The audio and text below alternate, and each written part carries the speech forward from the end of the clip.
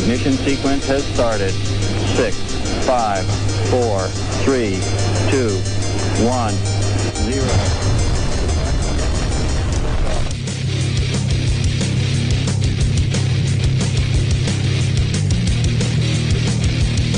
You have entered Untold Radio AM.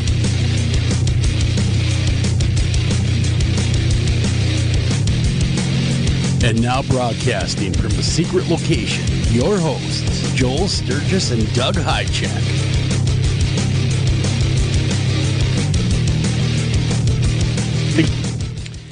And welcome to Untold Radio AM. I'm your host, Joel Sturgis. Right along with me is Mr. Doug Hijack. We're coming at you tonight. We're blazing at you at a very, very balmy, 20 below zero? I don't know what it is anymore. It's just cold.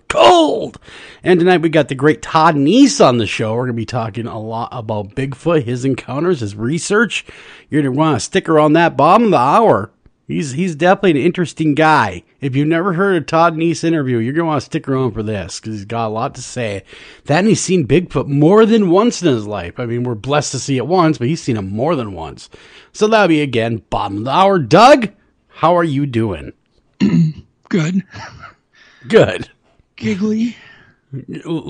Aren't we all just a little giggly? Just kind of giggly. I don't know. A little giddy.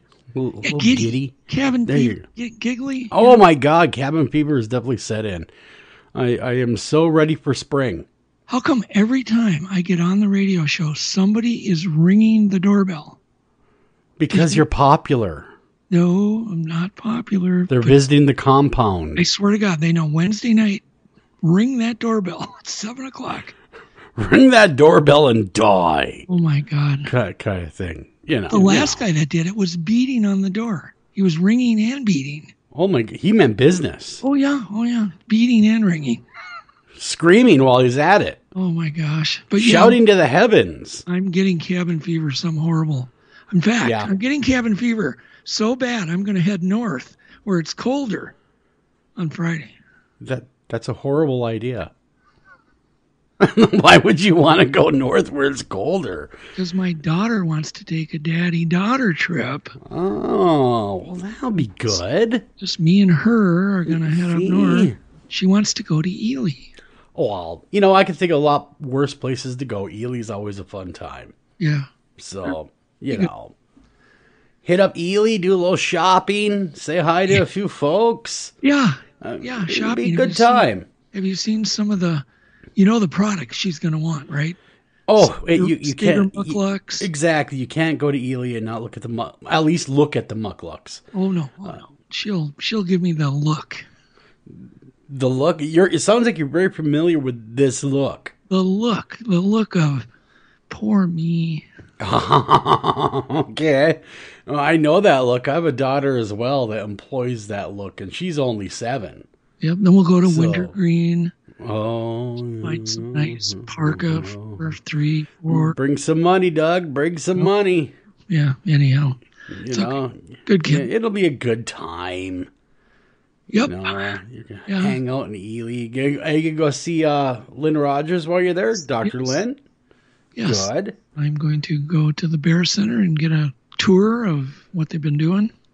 Give them my best when you see them. Give every one of the listeners their best as well. I will. But anyhow, so I just hit 800 friends on Facebook today. You did? Yeah. Well, that's an accomplishment. 800. I mean, I remember when you started with, one? One. Me. Yeah, you. One guy. No, One guy. Actually, I think it was Adam. Well, maybe he was. You were number 2. Oh, I was that's a running theme in my life, the whole number 2 thing. So, but today I get a request. I swear to God, this is true. I get it, when you get these things, accept these invites to these Yes. groups. So this group is called How to Summon UFOs. And I read this and I'm thinking, nope. No, you don't want to learn how to summon our intergalactic cousins? No, I don't. I don't want to summon anything. Just the word summon is bad. So, of course, by what you're saying, you denied the group. You did not join the group. Well, I didn't even have the heart to hit decline. I just went, no. Just left it there for that's how my day started simmer. out. Really? Yeah. Wow. Those groups are funny because, I've seen a lot of groups and I'm part of a lot of strange groups, and I don't know how. Once upon a time, they could add you into a group without your consent. Oh. So it was just add to group, add to group, add to group. So I ended up being part of like 900 groups. I have no idea how I made it into these groups with people I've never even heard of. Yeah. So it was quite strange. Like is it things like lesbian serial killers that want to adopt. Yeah. Strange groups. People who wear panda costumes. Yeah. The Furbies, and the fur people, they want me to join and hey, no knock against them. I just didn't feel like joining. Just really not my scene. All I know is it's okay to see a UFO. You figure, well, you're lucky. Yeah. I don't want to summons them. You don't want to bring them You don't want to bring them to the compound. Not to the front door, and I certainly don't want them with my phone number. Are you afraid that the aliens will, I don't know, prank call you if they have your phone number? Well, let's put it this way. Some guy, swear to God, sent me a script to review for a TV series called The Probe. The Probe. Or something like that. Wow. Yeah. That's a little too on the nose if it's going to be a... Yeah. Oh, no, it's just alien. called Probe, period. Oh. Just Probe. Oh. Yep. And was the script worth your time? Well, I don't know. I haven't read this. Oh, you haven't read the script yet? No, I said this just came in. And then just came in. And then this how to summon UFOs. So, yeah, it's bad timing. I think there's a guy out there, unless I'm mistaken, Dr. Stephen Greer claims that he can summons UFOs. Yep. They call that, CE4, I believe? Yeah, and I don't know if I'd want to either be summoning the UFOs. Oh, I know. Never mind. Okay, CE4 is when you mind to speak. What? Yeah. How does that work? Well, I don't know. You hear voices in your head and you go, that must Doug, there's a condition where you hear voices in your head too. And they're not aliens. Oh, I know. Yep. And anyhow, we're living in strange time. You have had a strange day. No, but okay. So then I'm at a meeting about, oh God, I can't even say it. It's so weird. So I'm on a meeting. We're planning on doing live cams on Untold Radio. Mm-hmm. I'm working on setting up 4, 5, 6, 7, 8 cameras that are in really cool locations in the middle of nowhere. One may be on a herd of cattle that are literally getting mutilated on a regular basis. Another might be in the forest where they've had numerous Bigfoot sightings. On and on. You got the idea. I do. It'll be a lot of fun. So I'm on this meeting, and I'm on the phone, and I'm looking at my floor going, damn, I have to clean my floor. So I'm thinking, might as well do it while I'm on the phone. So I'm on my hands and knees. Oh, and I'm thinking, it's a good time to eat oatmeal. It's a good time to eat oatmeal and clean my floor. Yeah, well, no, one or the other, but both. You weren't doing both. You weren't on the floor. Well, I'm cooking the oatmeal in the microwave while I'm on my knees cleaning the floor with, paper towels or whatever. And I'm on the phone on this business call. Right? Wow. So my dinger goes off in the microwave. I barely, when you get on the floor at our age. Yes. Our age, speak for yourself. It's kind of permanent, it's hard to get back up. Anyhow, I'm just kidding. I just spring right up. You do. You're if no one's ever met you, you're about as spry as a teenage boy. I mean, you just pop up. You pop up like a prom night pimple, man. Nothing keeps you down. Right in your forehead.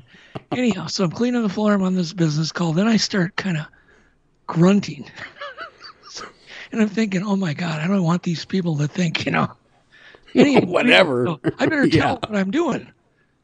Because I'm honest. I say, oh, by the way, I'm cleaning my floor on my hands and knees. If you hear, me breathing hard, that's what I'm doing.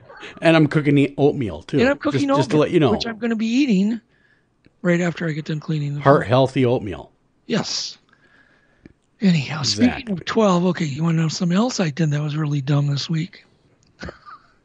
Wow. I did revisit my 12-year-old self, and I decided in my man cave to set up one of these big, giant slot car tracks. Yes. And I did. And you did it. And I was in there with a buddy of mine, and we're racing these, 3-4-inch electric cars. I looked at him, I'm like, dude, we're like 12 years old doing this. He goes, great time. Racing, let's have another. Yeah. So we raced for like 4 or 5 hours. Was this in the middle of the night that this idea came to you, or was it? No. I had to order everything. I didn't have you didn't have it on hand. Oh, no. And you remember when we were kids, a slot car set would be like $10, $12 more. Yeah. Oh, my God, $500. What? Yeah. Oh, my good Lord. Good Lord is right. Prices have gone up. Yeah, it's the cost of a small motorcycle. Have you ever noticed that all the retro toys, though, the stuff we grew up with, when you decide you want to get them again, you go to buy them, and it's like they're banking on the nostalgia that you're going to want it. Oh, yeah. So they have them made in China, number one, by the cheapest laborers money can buy. Counterfeits, I'm sure. I'm sure of that. And so you buy it, you get it. And you ever play with something and you say to yourself, why did I ever like this? Yeah, and everything's much smaller than you remember it. Yes. It's smaller. Yeah. Yep. And that's probably because we were really small when we played with them. Yep. But yeah, I think we talked about dangerous toys. We did. But lawn darts were the king. Yeah. Lawn darts, we decided when we were talking about it. I still think I got more trouble with my Whammo air gun. That was on the list too. Like you could put one of those jarts in. Yes. But you'd modify it. The way you'd say it, you would modify it to make it more deadly. No. Back when I was a kid, they didn't have the guard on. It was an open front. Oh, it was. You're thinking your era. That's when they had that's after like 20 people already got probably taken out. Then they put the guard on. No. Oh, so you had the freestyle. You had the open one, the one that was, no safeguards at all. Freestyle. You could put rocks in there. You could. Oh my God! You could put. It was a blunderbuss, is what it was, really. I mean, you load it with whatever you had around. Yes, it was exactly that. You could just put any kind of whatever you wanted, shrapnel in there. It didn't matter. Back and a boof. What was your favorite ammo? What was your favorite thing to load it with? I still think pencils.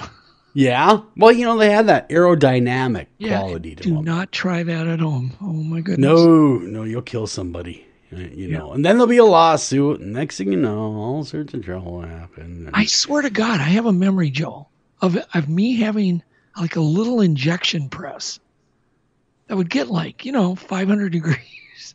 What? An extrusion machine that you would... Well, I know I had a vacuum form machine. I know I had that. Remember those vacuum form? I do. I don't even know if you can get them anymore. You put a piece of thin plastic, and then it would droop, and then you knew it was ready, and you'd flip it over, then pump air, and it would vacuum form over whatever. Yep. So I had one of those, and that was, that only got up to 400 degrees. So that's all. That was safe.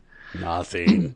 And then I swear to God, I had some kind of goofy toy that would inject plastic. What?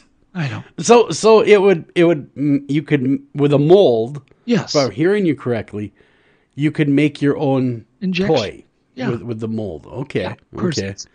Supplied some. I am sure that was the safest thing on the market at the time. Gosh, I only wonder what they made that plastic out of. Nothing like molten plastic on your hand. No. A lot of burning going on. Yeah. A lot of burning going on. Yeah. When I grew up in I was born in the 70s, so it was the 80s. is when I started getting those kinds of toys. And by then, every parent group in the world had already safetyized everything. So there was not a lot of fun left to be had. Okay, back up. Is that a word? Safetyized? I just coined it. Safetyized. It's safer now because I like the word. Don't get me wrong. I like it. I love it. You can borrow it. It should be a word. It probably is not a word, but we're going to pretend it is. Yeah, it's kind of a Sturgis thing. It's a Sturgisism. is what it is. I come up with them once in a while. Just make up a word that fits the moment. Safetyized. Safetyized. Meaning that it's neutered.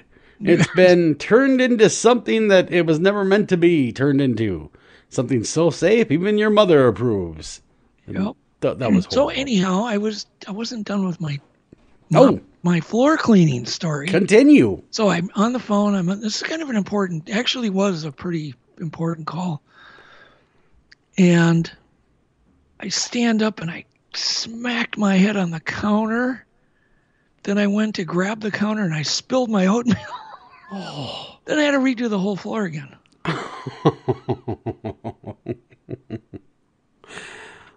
We have all been there. But I didn't spill all my oatmeal, only some of it. So there's enough to eat. There was plenty. Yeah. Enough for you to have breakfast. Yep. Well, that's a good story. Yeah. Yeah. Compelling and rich. It's not a good story. Yeah. Do you ever like in the kitchen and you bend down to get whatever in the drawer and you stand up really quick and you hit your head on the cupboard that's open? Yep. Oh, yeah. And do you ever question that maybe you just lost at life there? Like life won, you nothing. Like it just keeps little things like that. Yeah. To just kind of do that. Yeah, that happens to me quite a bit. Stubbing your toe to me is the worst thing you can do. Where those really hard ones that you're just your foot's moving like a Bigfoot, going into the forest. It's just wham, and you feel like there's no way my little toe is still there. There's no right. I've broken my little toe. Can't be on trip. I'm just stubbing my toe, especially in the middle of the night on the edge of the bed. You come around after you've been up in the middle of the night, have to go to can or something. You come back, you're walking by, wham, and you hit it. And then you step on a Lego. Then you'll step on a Lego, and if fate really has your number, then you step on a Hot Wheels car. You did the trifecta. The stub, step. And then you fall into bed and you cry. I've got, 6 kids. I think I've done the trifecta. Oh, I'm sure you have multiple times. Well, okay. Hey, we got this. Yeah. No, go ahead. No, it's only 7:17. Well, it is only 7:17. We're good. You're right. We have all sorts of time. All right. Keep telling your tales. I had one more toe story. Oh, you did? Damaged toe story. Okay. I love to hear about damaged toes. Yeah, I know. Anyhow, I was building a deck, right? And you got to use that Saccrete. Yep. And you pour it in the hole after you put your pole in. Yep. Well, I had an extra bag left over. So I left it out in the rain. Oh, no. And they're heavy. I didn't want to carry it in. So I left it out there. And it was out there for a good week and a half. Worse rainstorms. So I'm thinking, finally, I got to bring that in the garage and maybe dump it in the garbage or whatever. Oh, my God, that thing was heavy. So I'm carrying it, no problem. And I'm carrying it about 2 hands. And I've got it about 2 feet above the ground. And all of a sudden, paper gives way. No. And now remember what's inside. Yes. Pounds with a chiseled edge. Yeah, because it's already got wet and then hardened. In the bag that's got a point on it. Yes. So the solid block of concrete with this razor sharp point is now heading for my toes. With a shoe on. I've got a shoe on.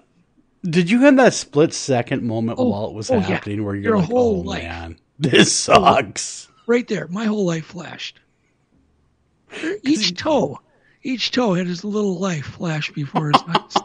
Did they scrunch in a little bit trying to avoid the collision? And I'm already starting to scream before it hits. Oh, you just know what's coming. Oh, yeah. And I think I probably have a pair of cowboy boots on or something. Yeah. And it hit And of course, I'm on concrete when it hit. So we got good below the toes, concrete above, and a chiseled concrete above. Yes. And it hits.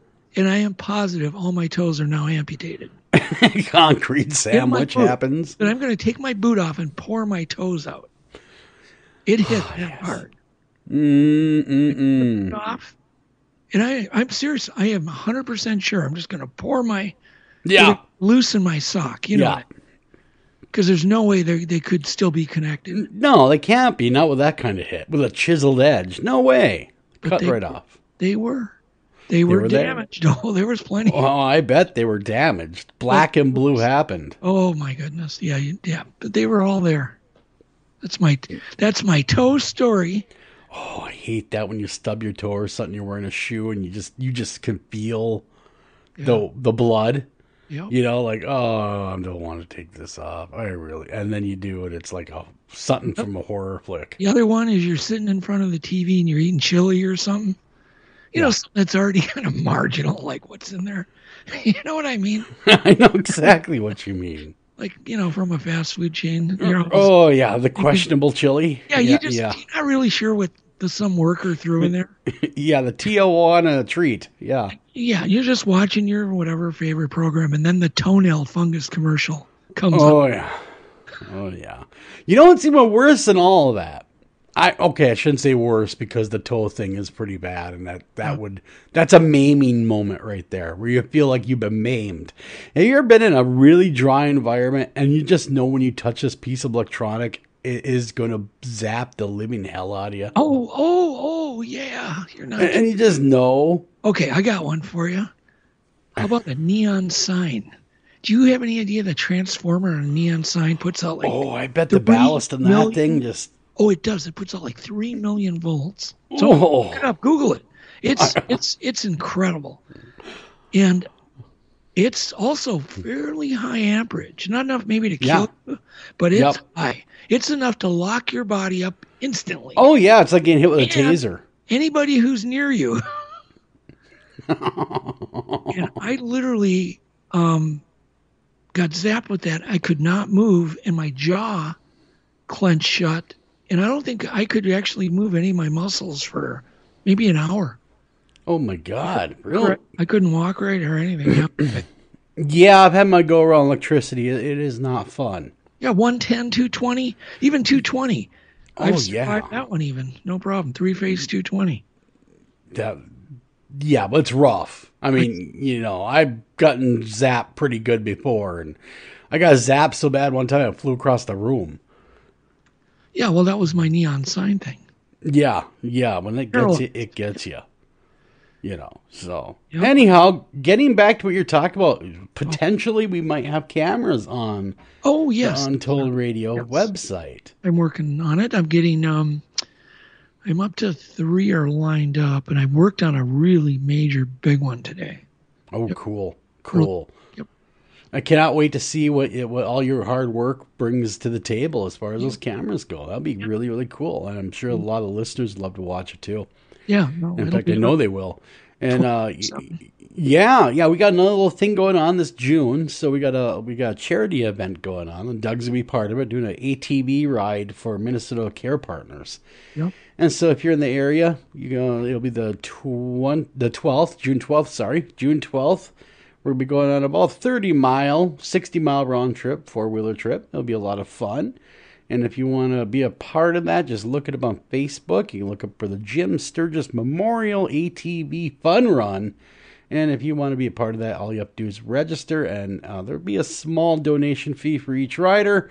We do plan to have a raffle and auction and just a whole day of fun and raising money for a worthy cause. So if you're looking for something to do this summer and you haven't really kind of figured out what to do, come join me and Doug, and we are going to be doing some four-wheeling. And if you own a four-wheeler, or heck, even if you don't own a four-wheeler, you can still come out and have a good time. So, again, June 12th. And this trail is what trail, Joe? This trail is what they call the Hawk Trail. It's an old snowmobile trail that they made into general use. So it is still a snowmobile trail, but now it's a general use trail. The Hawk Trail. The Hawk Trail. And where do you start the Hawk Trail? In Gilbert at the OHV Park. Ah. And so we will be driving through the OHV Park, and you can see scenic northern Minnesota on the seat of a four-wheeler. And it gives a whole new sense of scenery when you're on a machine like that, where you're open air and you're driving down the trail. You get to see a lot of things that you'll never get to see in a car. Yep. And bald eagles is a pretty common occurrence on this trip. Lots of them. You get to see a lot of different animals. We've seen deer. We've seen moose. We've seen a lot of different wildlife on the trip that makes it always fun. Yeah, there's wolves up there. Yeah. We've seen it all. A lot of moose. We did. The funniest one was a porcupine. Of all the things that we've seen on this trail, was a poor porcupine that decided it was going to run in front of the four-wheelers with us. Like he was the lead for quite a while. And those little things, they can move. It's number 2 for me. You got another call, didn't you? Look at you go. Tell them, hey, I'm hosting a radio show. So don't call. My goodness. Yeah, but it's my fault. I didn't turn it off. Well, you know. I was so good for so long. You were, because you were even giving me crap about it. Now I'm turning it off. And now I'm on silent, and you're the one making all the racket. Oh, my goodness. You know, it'll be okay, maybe. And then we're just going to have to give you crap about it. That's all. But if you've never met Doug before and you're a big fan of Monster Quest, this is your time to meet Doug and hang on a minute. And if you got a couple questions for him, he's always happy to answer those. But mainly it's for a good cause, and we're going to have a good time. Doug, what you got going on the cameras, I am very excited about it because it's got a whole new dimension.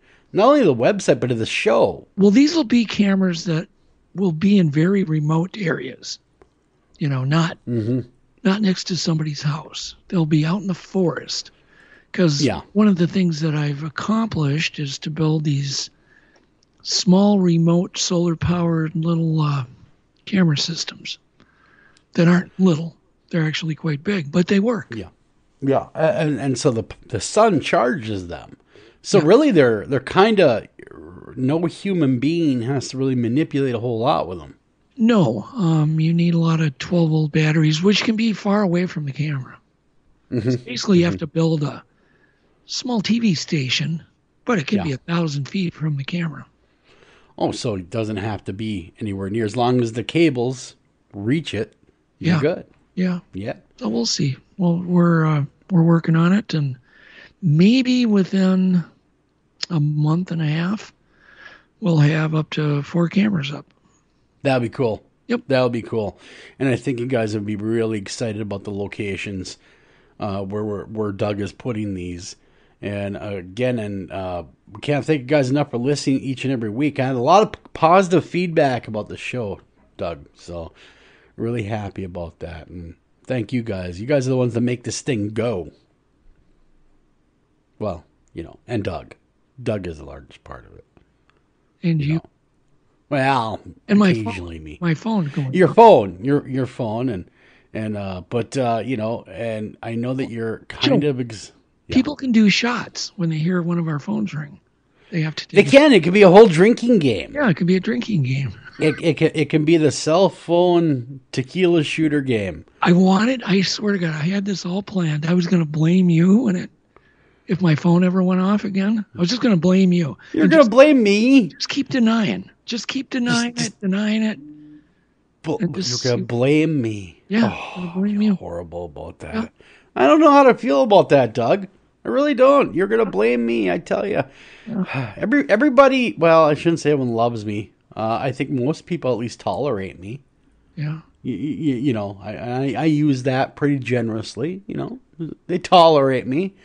But my phone is you on have silent. to get that tiger blanket out of your studio. That is my homage to the Tiger King. I know, but I have to look at it. It's a beautiful blanket. It doesn't just scream wild to you? Don't you feel like you're in the Serengeti? Okay, you're gonna be gone. You're gonna be gone Friday, right? I might sneak into your house and get it. Don't be stealing my blanket. We're going to run a break. When we come back, we have Todd Neiss. He'll be joining us. We talk all things Bigfoot. You're going to love it. Be right back.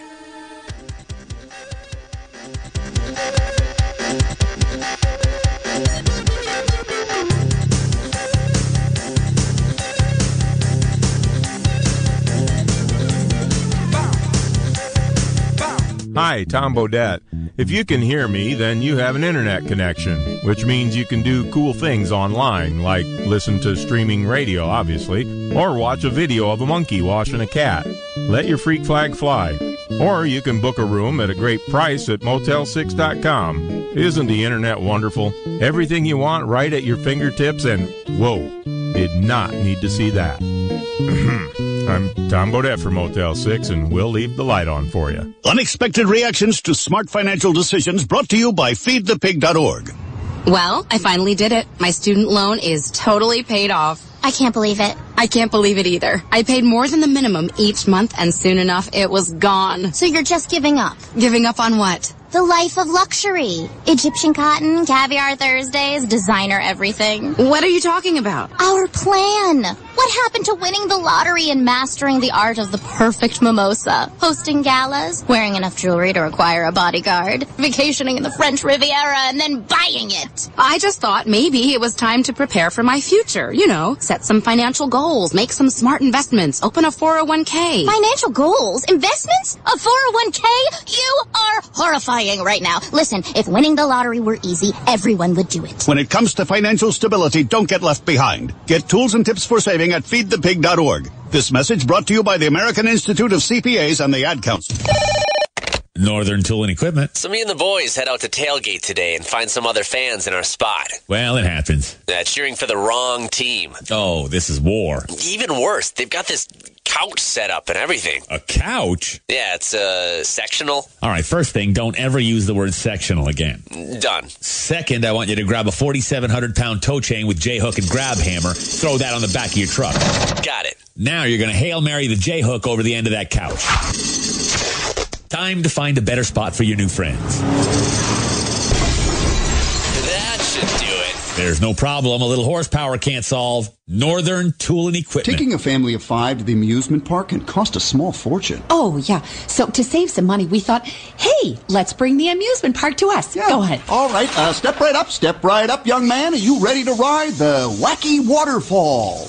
That's just the bathtub with the shower head running. Nope, it's the wacky waterfall. It's the shower, Dad. Waterfall. Wacky. There's an easier way to save. To get a free rate quote, go to geico.com. Then buy online, over the phone, or at your local Geico office. Green light. Hey, girl. School zone. I'm getting hungry. Car changing lanes. You want to meet me for pizza? Stop sign. Intersection clear. Yeah, street. Pizza sounds good. Ballin Street? Girlin Street! It's hard to concentrate on 2 things at once, like texting and driving. Stop the text, stop the wrecks. How will you stop texting and driving? Tell us at stoptextstopwrecks.org. Brought to you by the National Highway Traffic Safety Administration and the Ad Council.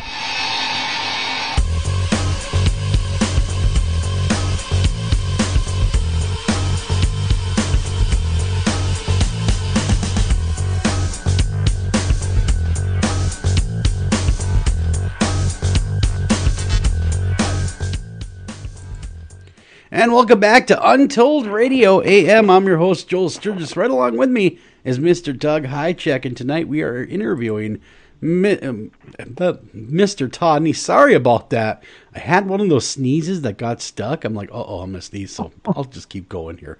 Bigfoot witness turned researcher Todd M. Neiss has been an active investigator for over 27 years. Born and raised in the Pacific Northwest, he grew up hearing of these legendary creatures, alternately known as Bigfoot or Sasquatch.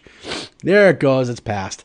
Gave it little credibility beyond that of a good old-fashioned campfire tale.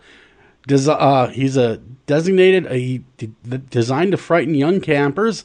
All of that changed for Todd in the spring of 1993, and I do apologize. Hold on. Okay, sorry about that, folks. I could have dubbed in a sneeze. I know. I know. It was just right there, and it was distracting the living heck out of me. Gotta love live radio. Todd, welcome to the show. Well, thank you guys for having me. It's an honor. No, we're glad to have you. You know, it's what's more interesting than a lot of things is me and Todd have never met. We had never talked, and yet I had heard his name for 30 years. Yeah. Just kept hearing Todd's name come up, but for some reason we never connected. Really? Isn't that true? Isn't that funny how that works sometimes, though, is you don't ever meet the person, but you hear about all their work precedes them. And then when you meet them, you're blown away by, just how great they are. I mean, and I'm sure that's the case of Todd. And the dedication they have, though, to the research. Like in Todd's case, I mean, 28 years of research. I mean, that's saying something. How did you get interested, Todd? Tell us where it started, the interest in the topic. Well, like you mentioned in your opening, I was a very, very much a skeptic, although, again, being born and raised in the Pacific Northwest, you can't help but hear the stories, the legends, but I really hadn't put any faith in it, having been a hunter and a hiker and fisherman all these years and spending quite a bit of time outdoors. Never seen anything that would convince me that these creatures or people perhaps existed. Mm-hmm. And it wasn't until April 3rd, 1993, a Saturday, when I was conducting explosives training with the Oregon Army National Guard. This is in the Coast Range, the northern Coast Range of Oregon. This is a temperate rainforest, so there's a lot of cover. It's a very much more heavily vegetated than, say, the Cascades where I live now. But we've gone up there with the 1249th Combat Engineers. Our job was to train at 3 different demolition sites. We had special permission by the landowners, timber company, to utilize their gravel quarries, which they had spread out through their land, and do our trade, which was demolition. And we're not talking firecrackers. We're talking, in some cases, hundreds of pounds of ammonium nitrate or plastic explosives. And this particular day, we had these 3 sites. One was cutting charges, where we would cut steel I-beams in half with C4. Second one was a mock minefield, where we would practice blasting a path through a minefield. And the final one was a cratering charge, which was designed to basically blow a road in half, if you will, and deny the enemy use of that avenue of egress. Sure. It was just after lighting the fuses at that 3rd site where we, our SOP was, get to the rigs, get the hell out of there. I think we had 11 minutes on the fuses. And 4 vehicles. I was in the second. The first 2 were Humvees. The third vehicle was a covered deuce and a half, 2.5 ton truck. The final vehicle bringing up the rear was the commander's Humvee. I was a passenger, so I had the liberty of being able to, take my eyes off the road. And this is a windy gravel, logging road. And it was just an incredibly beautiful day for April, especially in the Coast Range. And I had the window canvas unzipped and was doing what I just naturally did when I'm out there. And I was looking around the countryside for, deer, elk, whatever I could see. And it was as we were taking a very shallow right-hand turn, we came out into this opening where we had a direct line of view of the previous blast site, the second blast site. And what I saw were these three very dark figures standing side by side out in the open in this light gray basalt, almost kind of a concrete color quarry. And the contrast was very, very good between, these almost, I still don't know whether they were black or very dark brown, but very dark just the same. And my initial thought was, what the heck are these people doing down there when we've got live explosives going on? Because our standard operating procedure was to keep everybody accounted for in one group if possible. But yet here were these three figures down there, and I hardly got that thought out of my mind. It was like, what are these people doing there, when I just kind of stopped cold and went, what are these? Yeah. Because they weren't human by any stretch of the imagination. Not just their size, but their physique was unlike any human, short of Arnold Schwarzenegger. They really looked like bodybuilders. We were talking a head sitting almost squarely on the shoulders where the trapezoids just blend into the shoulders. No real neck to speak of. They weren't moving. They were just standing there, Todd. No, in fact, they were moving, and I'll get to that in a second. But I'm just in describing their body, their silhouette. They were all three facing us. The one in the middle taller than the two left and right of it. And they were watching us. But as I'm looking at them, I'm looking at these huge barrel-chested with a very discernible taper from the chest down to the waist. That what struck me was these arms that went well below their knees. And these legs that also seemed much longer than ours. But no, what struck me in terms of movement is that while that one in the middle stood there like a statue, the two that flanked it left and right were shifting weight from foot to foot, rocking side to side, and in the process, these enormously long arms were swaying back and forth below their knees. And, by that point, I'm like, oh my God. Yeah. I watched these three figures, and the entire time I watched them, which was about 25 seconds, which, doesn't sound like a long time, but look at your watch for 25 seconds. It's a lifetime, and that became an epiphany for me. It was a total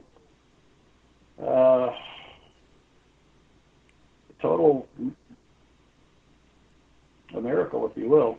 Yeah, it changed everything you knew, I'm sure, what you thought about these things.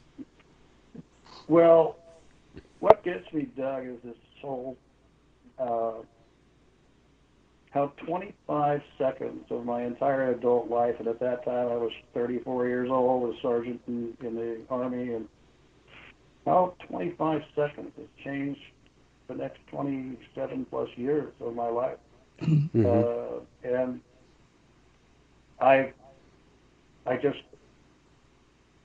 it's kind of a blessing and a curse, because it's a blessing to see them. It's like winning the lottery, but at the same token, it's a curse because you'll never be satisfied without, recreating that situation, or at least, I don't need to validate it. I can't unsee what I saw that day.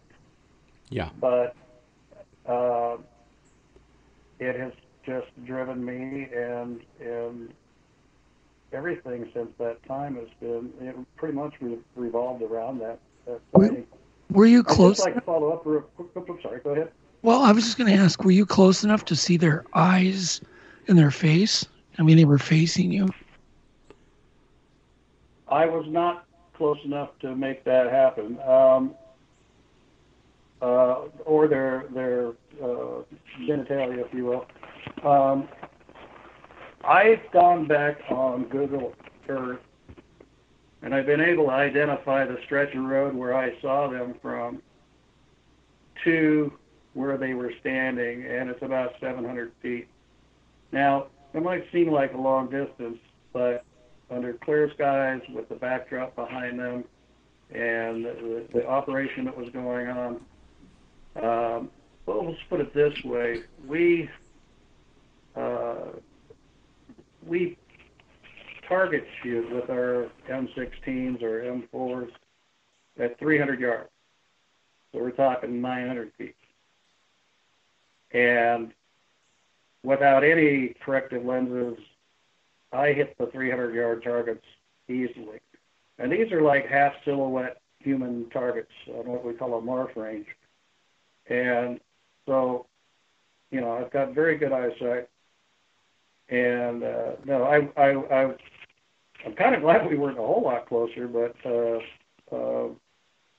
like I said, it was a life changer. But if I can follow up real quick, because there's another important aspect to this sighting, and that is that when we arrived finally down at the safety staging area, my first instinct was to jump out of the Humvee and jog back up the road to try to get another view of them. And I in short order, realized that I would be violating protocol by being out of sight when we're all supposed to be accounted for. I got as far as I could, and I'm, you know, standing on my tiptoes. I got my hand up to my forehead, straining to see anything I can, and unfortunately I couldn't see over this berm that was between me and them, but somebody took notice of it and came walking up my way, and I heard them yell out my name. Hey, Neiss. And I looked over and answered yes, and here comes Sergeant Martin. He's smoking on a cigarette and keeps coming up to me, and he says, "What are you looking at?" And I said, "Nothing." And he came right up to me and took a drag off his cigarette, looked left and right, make sure nobody was really in earshot, and he said, "I don't suppose you saw what I saw down at that second blast site." Well, I know nobody in my vehicle. There were just two other people, the driver and the alternate driver. I was in the back seat. I know nobody in my vehicle saw them, so I was really surprised to come to find out somebody else had seen them. And I said, "I don't know, Jeff, what did you see?" And he looked around one more time and he said, "I saw three black, huge, hair-covered," and he paused and said, "Bigfoot, I guess." And I said, "Yep, I saw them too." So, go ahead. Oh, I was just going to say, Todd, I suppose that's not something you talk about openly. You know, No. with your other soldiers. So, you know, they probably think you're crazy. Well, exactly, and that's the curse part too. Is that when you see these things, you're mentally traumatized, emotionally as well. It's sometimes I've wanted to start a Bigfoot anonymous group, we can all get together and share stories. But here I was a non-commissioned officer in the Army, a vice president of a shipping company in Portland, and a family man, and I'd worked hard for my reputation, and I wasn't about to just throw it away. And it took me a long time to come around and like I say, I can see this as clearly as it was yesterday, and I had to ask myself, are you willing to tell the truth and risk your reputation, or are you willing to hide the truth because of your reputation? And considering the enormity of what I had seen, I chose the latter. And so I just want to add that being in the National Guard at that time, I ended up my career after 20 years in the active Army. But during that time, we, as traditional guardsmen, you'd meet once, 1 weekend a month, 2 weeks in the summer. And this was April. So in May, I had split trained in Portland, where my normal base was down on the coast. And it was brought to my attention by an individual that there were 2 more soldiers that came forward admitting to have seen the same thing that Jeff and I had seen. So that's what kind of makes it, I think, a fairly unusual sighting, because multiple animal sightings are pretty rare. Multiple witnesses of multiple animal sightings are pretty rare. And I'm pretty sure multiple animals with multiple witnesses and explosives are really rare. What's with the rock quarry connection? I mean, this is not the first sighting I've heard that has happened in either near or in a rock quarry. What do you think the connection is? The rock quarries, much like rock screes or what we call talus fields in the forest, in the mountains,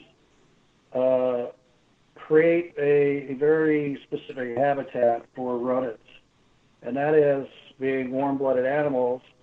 When you've got a quarry or a talus pile that's exposed to the sun heats those rocks up during the day and holds that heat through most of the night, and it also provides sanctuary for these rodents, which are obviously potential fare for the big guys. So that's what many of us believe is that the squirrels, golden mantled ground squirrels, in the case of the 1967 sighting,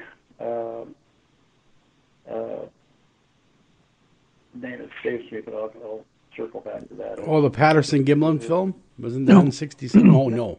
No, this was a sighting where a creature was seen sniffing rocks.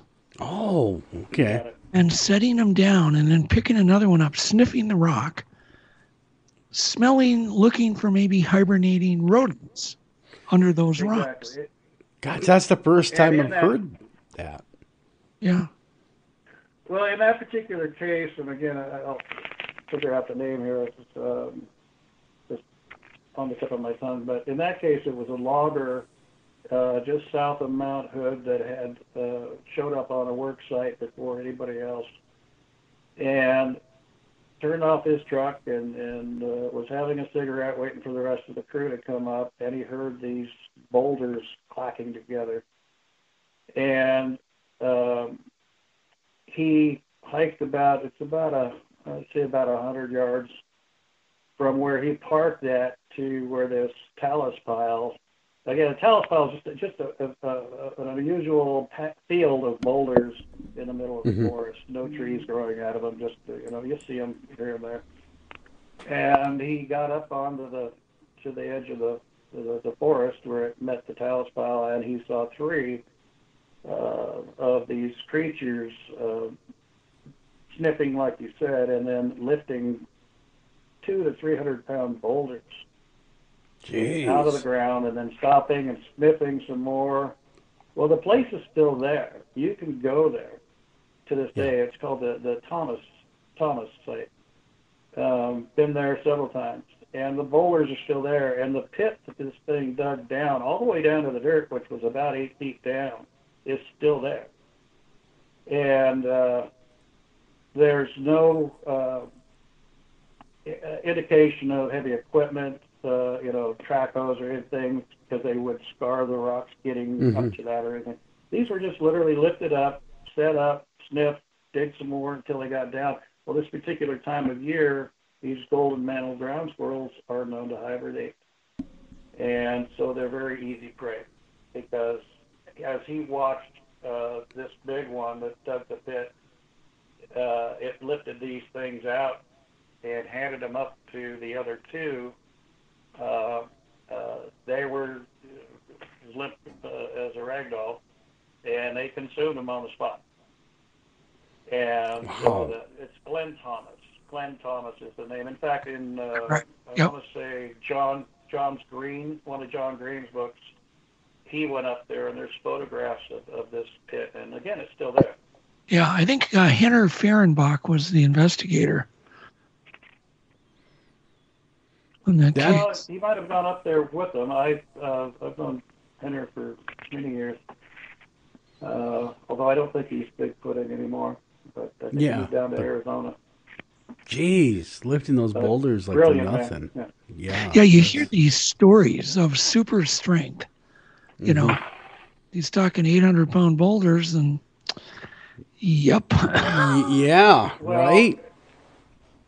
And my wife and I, when I took her up there to see them, we actually found a second pit just a little bit south of the first one. And it may have been more recent because it was pretty easily to find. But again, dug right, big boulders dug right. I mean, we're talking boulders 3 feet around, dug, pulled out of the ground all the way down to the dirt. Oof. That's a big animal. That's a strong animal can do that. That's got to be 400-pound boulder, if not more. Yeah. So you're thinking, Todd, that these creatures were down in that quarry, waiting maybe for you guys to even leave, and just to literally start hunting ground squirrels? Are you talking about your encounter? No, let me back it up a little bit. So keep in mind, we were down at that second blast site maybe an hour prior doing that minefield lane breach, right? Mm-hmm. And what in retrospect is interesting to me is while we were down there, we had 2 squads and 2 what we call ring mains, which is a continuous loop of what we call det cord, which burns incredibly hot and extremely fast, something like 14,000 feet a second. Oh, and that's very fast. That's what we used. We use that to set off explosives that we want time to go off at the exact same time. So, we had 2 loops that were probably,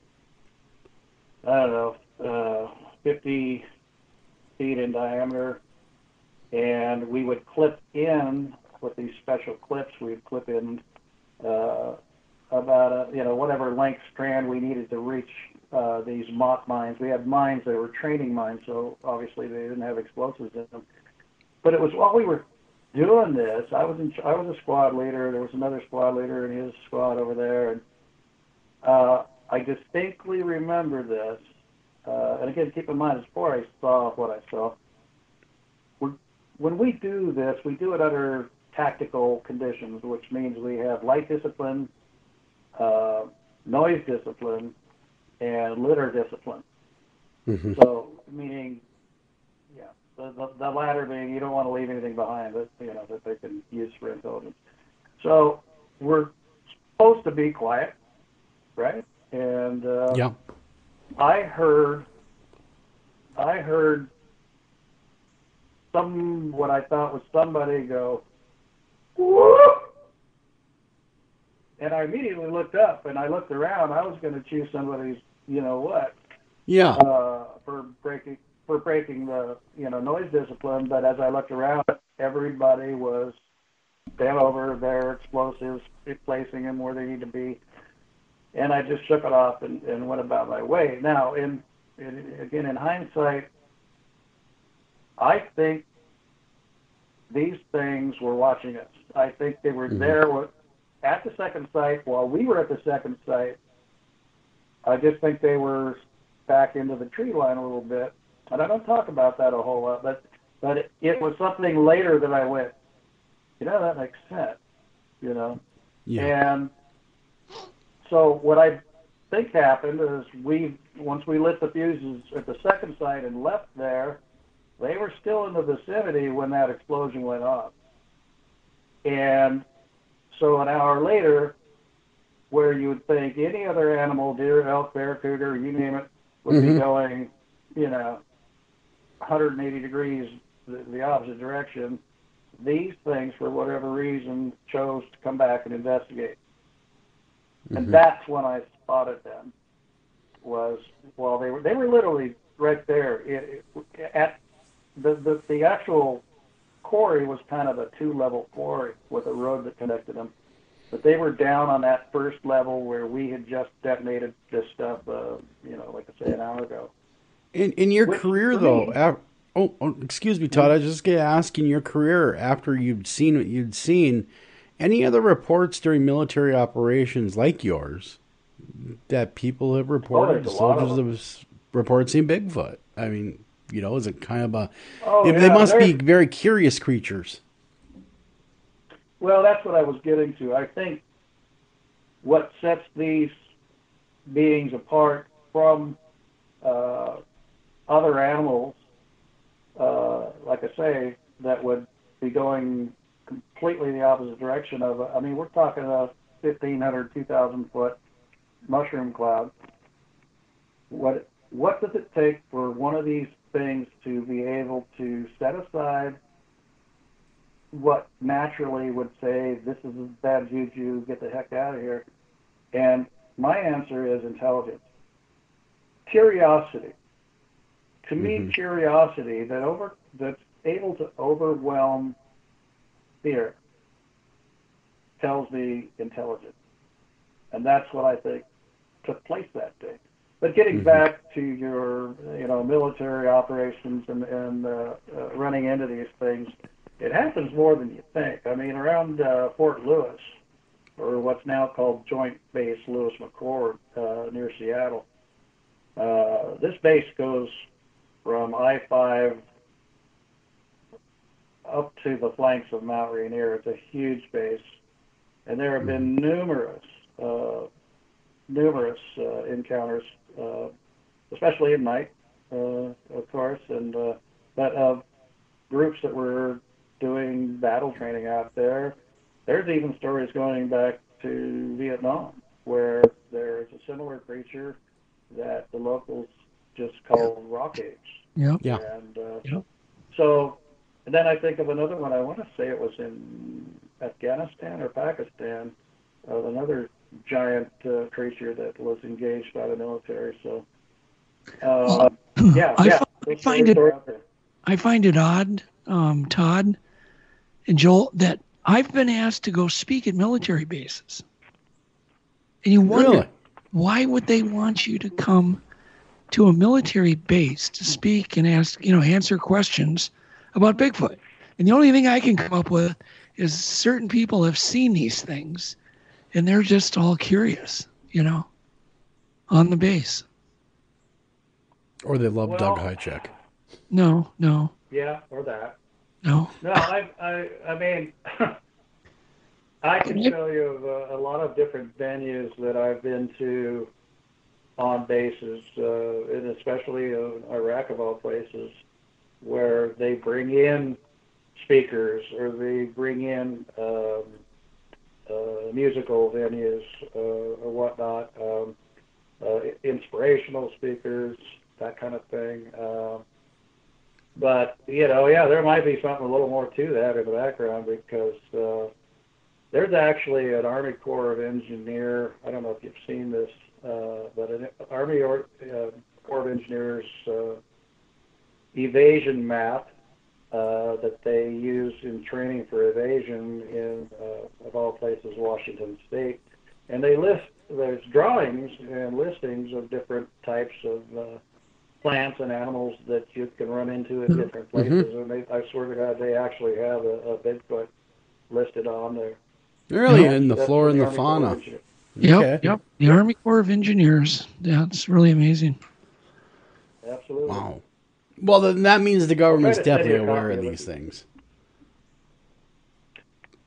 I'm not a big conspiratorialist person. In fact, I'm not really one at all. And I've struggled with that concept of there being a conspiracy by the government to, put the lid on this kind of stuff.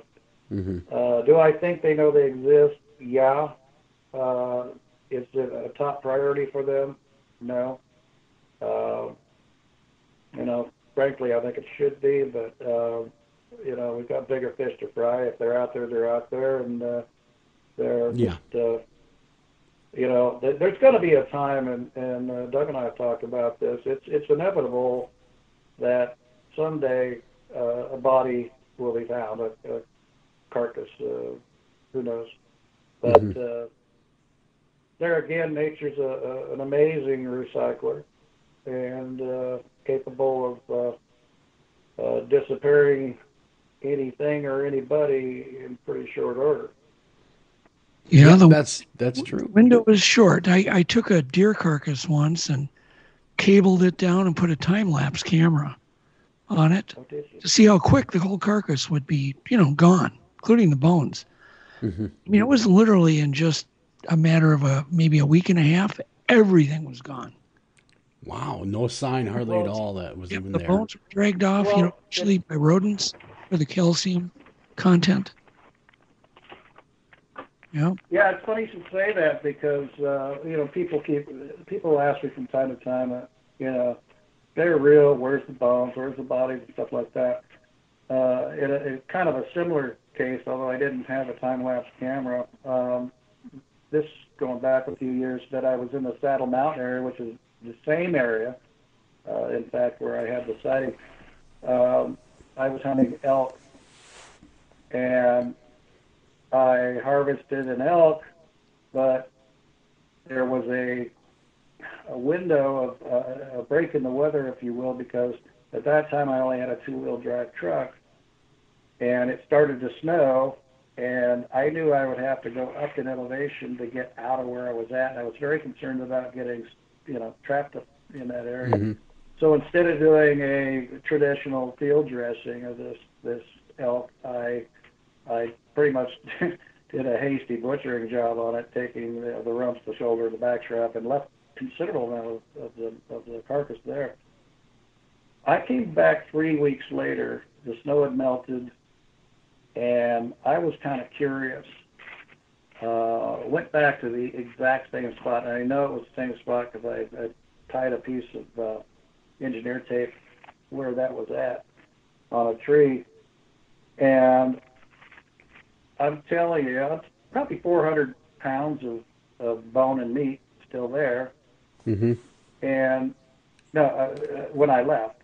But when I got back 3 weeks later, the only indication that there was ever a dead animal there was a patch of hide that was maybe 1 foot square, if you will, that got stuck on the brambles of a salmonberry bush, the thorns.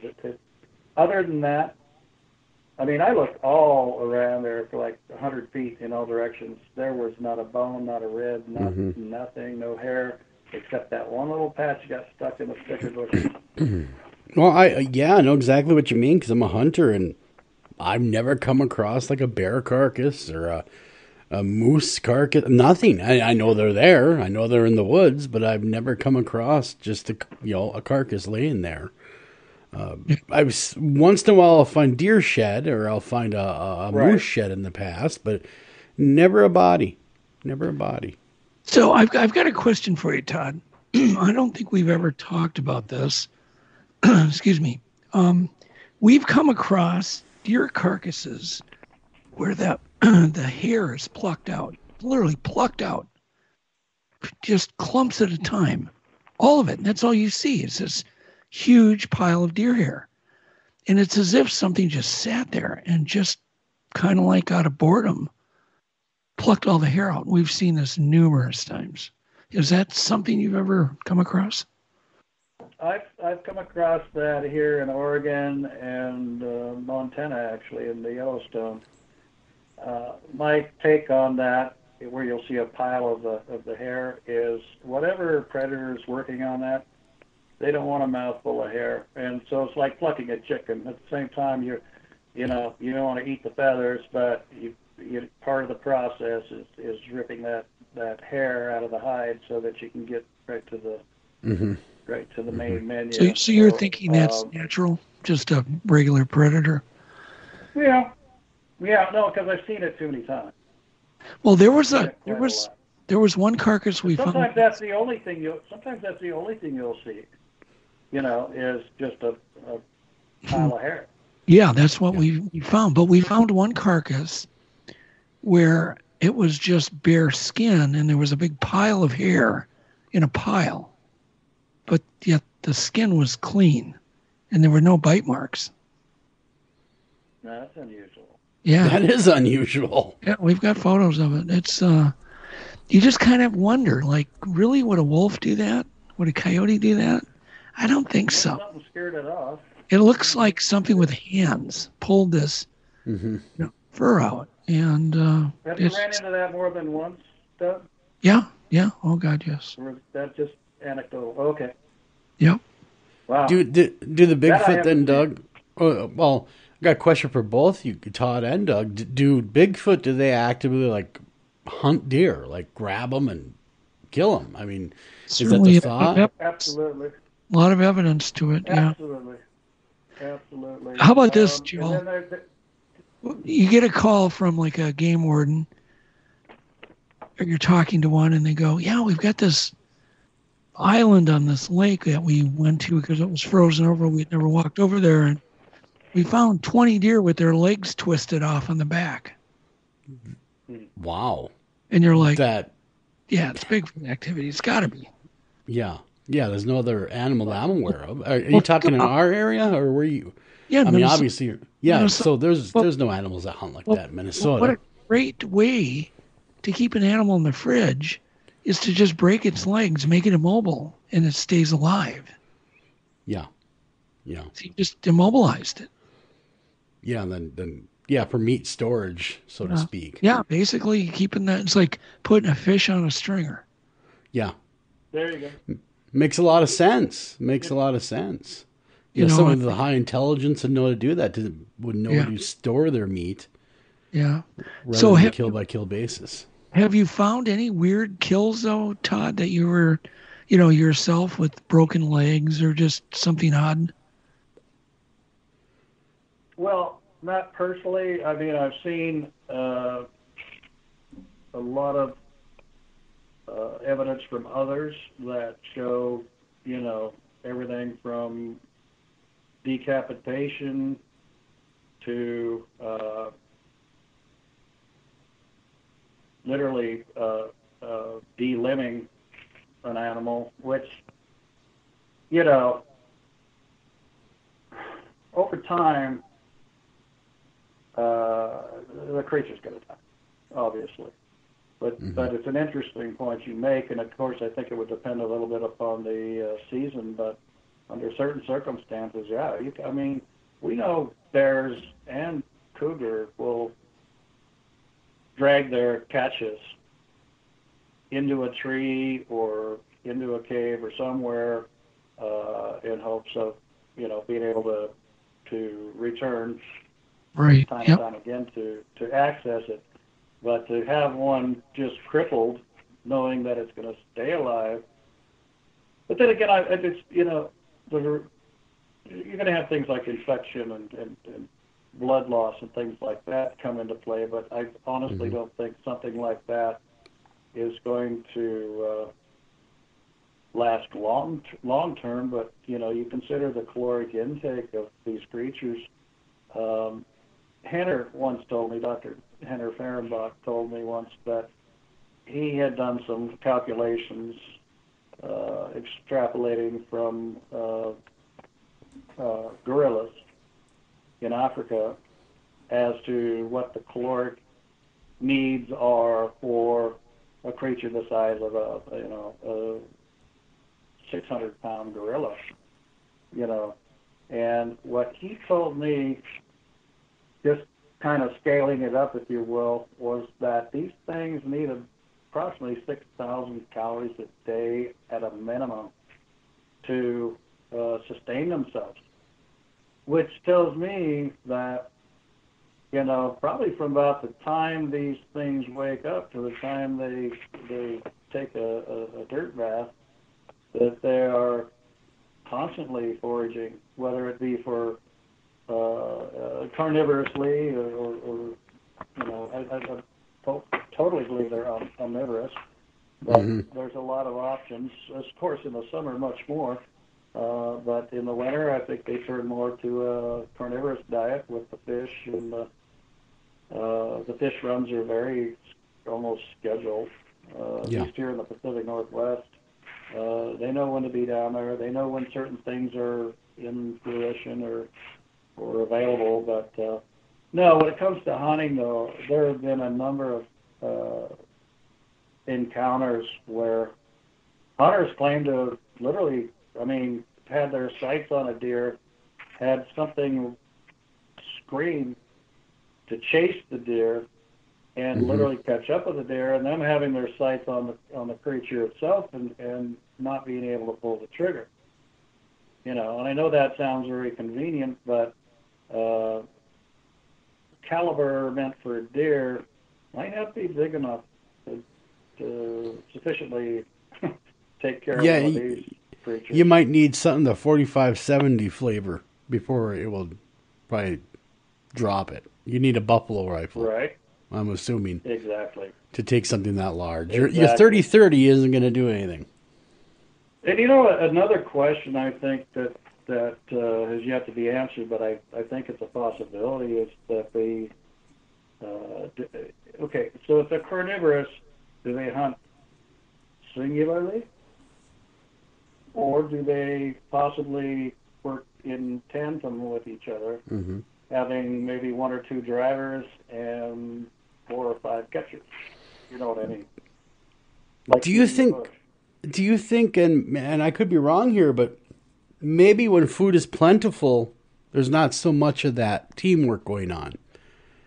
But when food becomes scarce, like in the wintertime, that may be when you see more teamwork going on, more team kills, because the team, you need to because they're definitely watching their expenditure of calories, right? They want to do the least amount of work to get the maximum amount of calories. Right.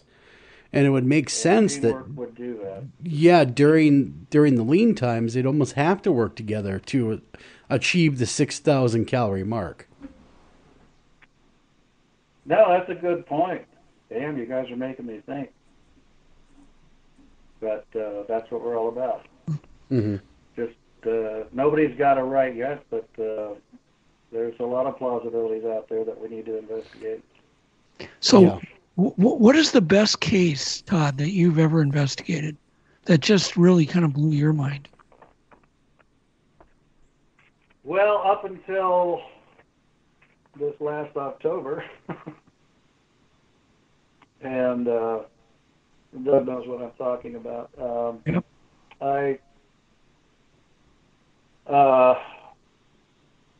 As far as so I look at investigations as a little bit different than raw expeditions. In other words, going somewhere generally long term, bringing all your equipment, toys with you, versus doing an investigation. Investigation-wise, would have been 2000. I want to say, and I could be wrong, but let's say it's summer of 2000. I'm sure you probably know who Joe Delard is, but he's a friend of mine who lives here locally, and I had gotten a call. Actually, I got a page, so that's going to tell you how long ago it was. I got a page from a friend of mine that said, call me. I called, and they said, we were down here at Detroit Lake, just east of Salem, the capital of Oregon, on this fishing dock. Sun had just set, and me and my girlfriend, which they were both, ladies, heard something that we couldn't explain. It was so loud that it echoed all the way across this very wide lake and then back And there was one other fisherman to the west about 200 yards just fishing on a beach. The girls are out on the dock. And they heard that, and they reeled it as fast as they could, grabbed their tackle box, ran off of this fairly long dock to get back to shore and then back to camp. And by the time they got to the end of the dock, here comes this, where it meets the trail, here comes this guy running for all his life. They just fell in behind him, didn't say a word till they got back to camp, said rhetorically, did you hear what we heard? The guy said, hear it, that son of a bee was right behind me. And so they were going to leave that night. I convinced them to stay. I picked up Joe Beelart. So we were on the scene within about 13 hours, which it's pretty quick. I mean, normally most stuff you hear is, well, when I was 12, kind of stuff. But we got right on it. So the girls took us on a tour of where they were and all this stuff. There's kind of a looped trail, if you will. One that goes along the lake and one that comes in probably 100 feet or so from the lake. I took the latter. Joe and the girls went along the lake, and I not only found a trail that this thing had plowed through these ferns. I followed that trail to a bed, which is not like your typical round or oval shaped deer or elk bed, but a very, like 10 by 4 feet wide, almost squarish bed. And literally whatever was under it was just crushed to no return. I mean, it was like you filled a coffin or whatever with cement, lowered it down there, and left it there for a week. It just, everything, I don't think ever recovered. But when I was on that spot, I'm now like halfway between the inside trail and the lake trail, saw Joe and the other gals there, and I said, hey, I got something. And they said, well, we got something too, which was the fishing rod holder of the fisherman that was there, who in haste left it behind. And then it just all kind of came together. I also found a scat, very fresh scat, just the other side of this trail that crossed the main trail. And I actually had Dr. Henry Fehrenbach analyze it. And I have a report somewhere in all my batch files, about a 4-page report that Henry gave back to me, and he had taken it to the Oregon Regional Primate Center where he had been working at that time and investigated it under electron microscope. And he said he was able to identify 2 things. DNA was not really a big factor back then. It was fairly new and it was extremely expensive. The 2 things he said I can tell you. I can tell you the diet, because I can separate that from other organic material, and I can tell you the parasites. Now, one thing that a lot of us don't like to talk about is parasites are in almost every living thing, including ourselves. But the parasites that will slough off in a scat for, say, a cow are going to be different from a dog, or going to be different from a cat or a human. And so talking way over my head, he gave me this report, and he said that he was able to identify 6 different parasites, either living or dead, or the egg casings themselves. I mean, that's how strong a microscopy can be. But in identifying all he could come back with, because you got to understand, we don't have an index. We don't have a type specimen that we can say this belongs to that. At best, we can come up with this doesn't belong to anything. but he said it was very indicative of a Pacific Northwest omnivore. Now, when it comes to the diet, it was, interestingly enough, watercress, almost 100%, other than he said a few water beetles, or what we call boatswain beetles. Sure. So if you walk to the edge of the lake about 50, 60 feet from where I found this bed, the entire lakeside to about 5 or 6 feet out is nothing but watercress. It grows underwater. Sometimes the leaves will reach the surface, but I mean, you can buy watercress in some stores just for salad. I mean, it's very edible. It's very good for you. It's rich in iron and protein. Anyway, he said like 99% of the diet was watercress.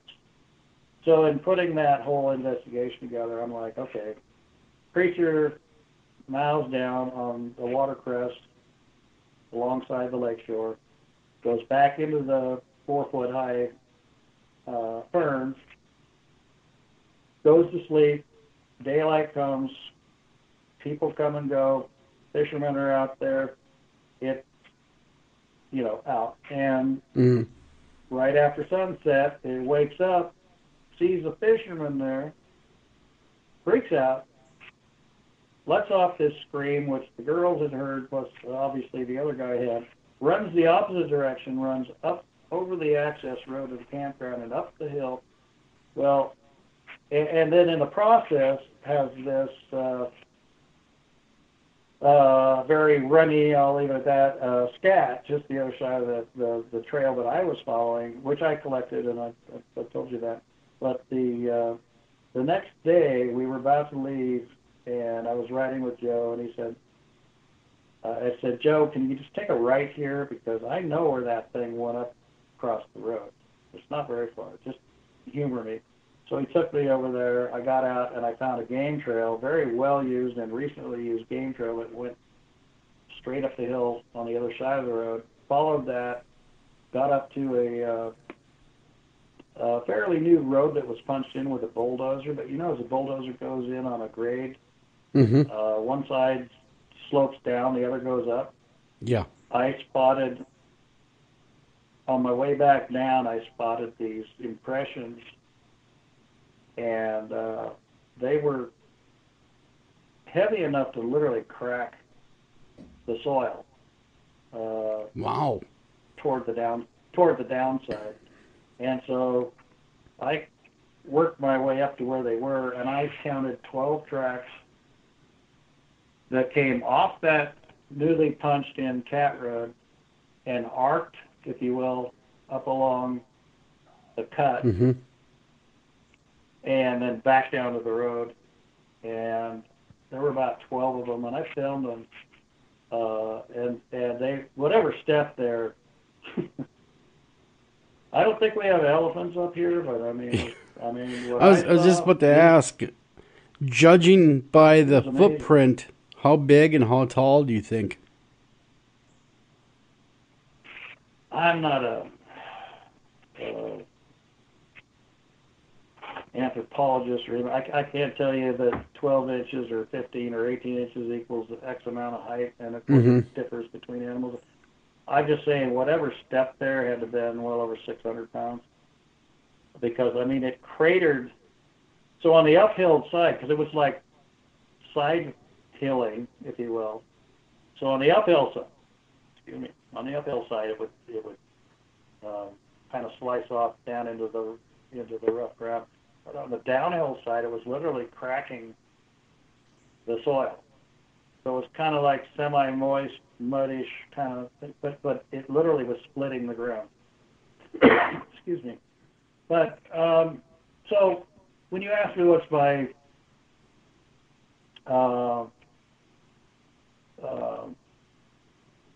most successful investigation, I keep going back to 2000 because we had witnesses. We got on there within hours.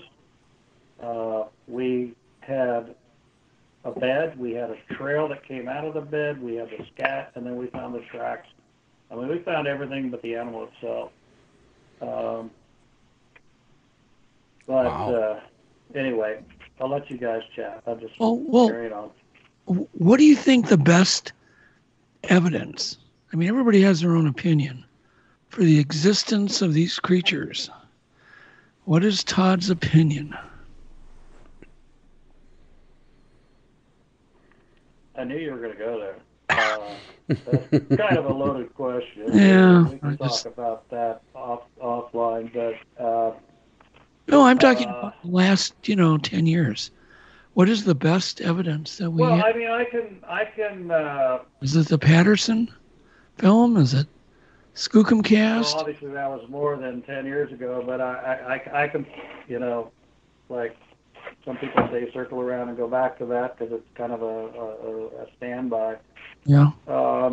It's kind of like our Roswell for Bigfoot. Well, it is. It is. And I'll say this. I know Bob. I've met Bob on numerous occasions. We exchanged Christmas cards. He's just a great, amazing person. And I know him well enough to tell you that you couldn't pay Bob enough money to lie. And I actually asked him one time, I said, with all, due respect, is there any chance you could have been hoaxed? And his response to me was, he said, well, Todd, here's the thing. Roger and I'd get up every morning and would put on the coffee. And then it wasn't until after we poured the coffee that we spread out our map on our table. And that's when we decided where we were going to go that day. It was a day-to-day operation. And he said, so for somebody to hoax us doesn't make sense because they'd have to know where we were going.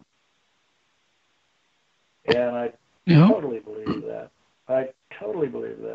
And I believe Bob. I mean, keep in mind, Roger was a little bit more of a showman than, a lot more of a showman than Bob was.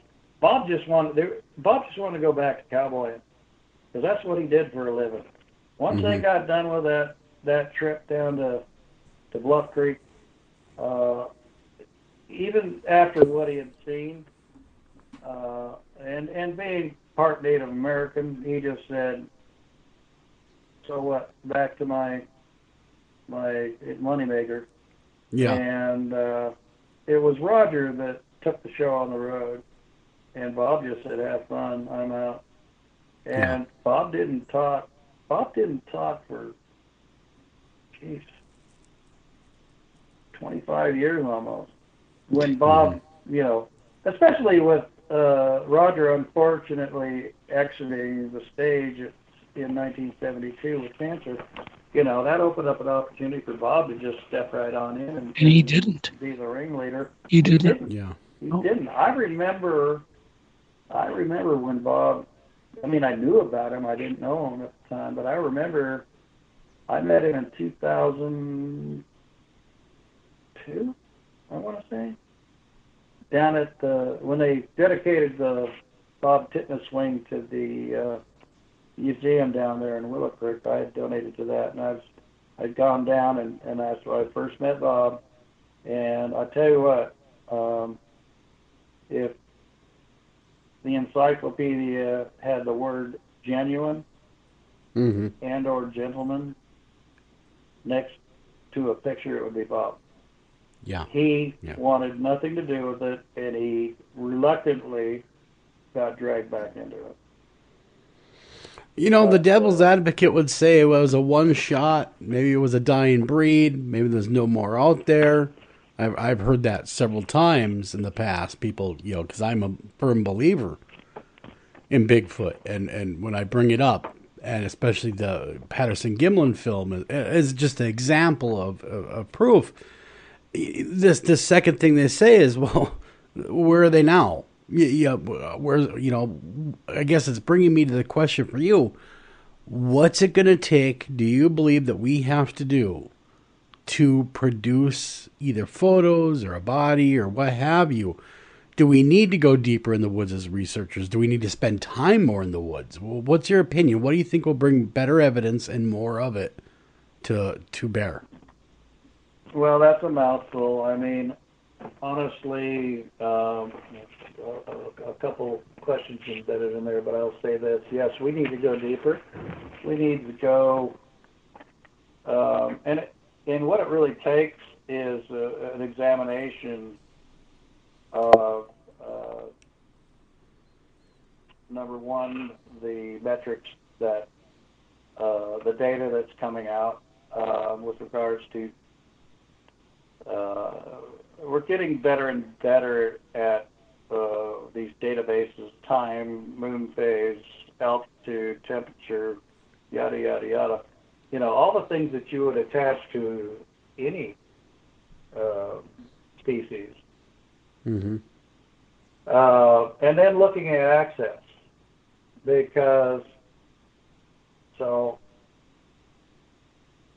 Diane and I, my wife and I, bought a snowmobile 2 years ago, specifically, but we had never owned one, but specifically because we had some associates that had a Bigfoot encounter, or so they thought, while snowmobile.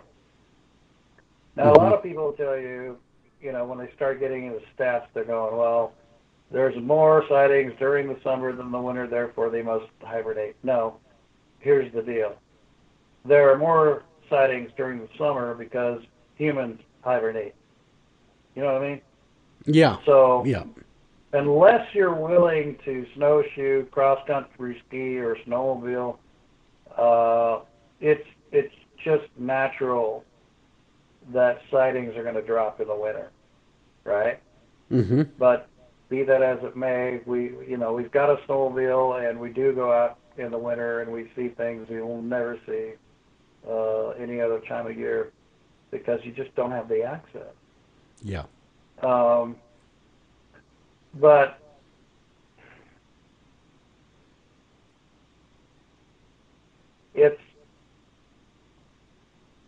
we've got to get off this statistical database without considering the human database, without considering human incursions and where we are and are willing to access just out of convenience or comfort, you know.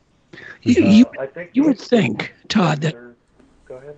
You would think one scientist, just one, would say, hey, we're going to take all these sightings and we're going to work on a GIS map of seasonal data for the entire country. Like I've done one state, Colorado, and of course it shows seasonal movement.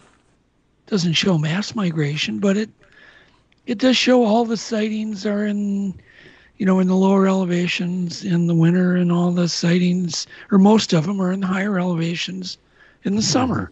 I mean, that's not spurious data, but you just wonder why has nobody taken the bull by the horns and just said, this thing is not going away, but it just keeps. And those statistics aren't really rocket science, because when you look at any animal, when it comes simply to hydration, right? Yeah. Anything below 32 degrees is going to freeze, and maybe down to 30 or 25 you can break through that ice and still access that hydration, but at a certain point they're going to have to move lower in order to access water. I mean, it's not a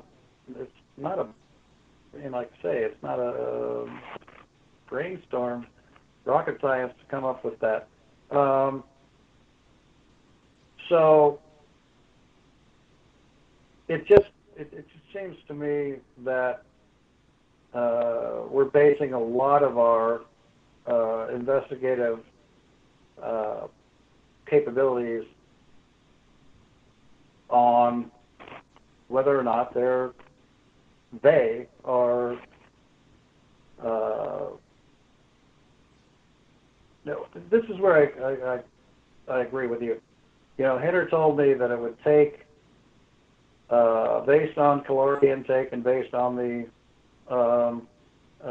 available resources for food, that on the average, a Bigfoot needing 2,000 calories per day, excuse me, not 2,000, 6,000 per day, would need, and this is a single Bigfoot, would need about 60 square miles. Yeah.